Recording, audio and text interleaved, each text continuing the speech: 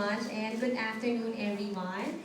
And being a mom of a very active little boy who is always playing and running around all over the place, I have to make sure that his body is fit for anything that he does. And since I have a little boy, I really encourage him to play a lot, to play outdoors, to get into different kinds of sports, to try everything, anything new. So I believe in Monacan Preschool because I understand how important physical fitness is in each and every individual. And giving Nathan Monacan Preschool makes me confident that my son is getting all the nutrients and the vitamins that he needs to stay strong and healthy. And with Monacan Preschool, I never worry about my son's development.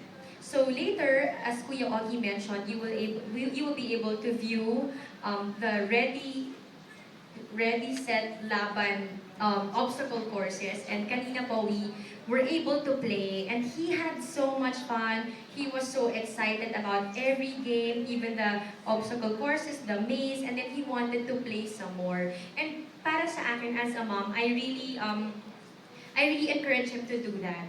I'm the type of mom kasi who really wants to, I'm not scared for my son to get hurt kasi gusto ko talagang maging matibay siya na bata. So, I hope you will help us promote the show. Malapit na po ito.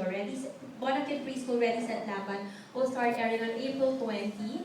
That's before Eat Bulaga. So, sana po help us promote the show. And of course, watch it na rin. Thank you.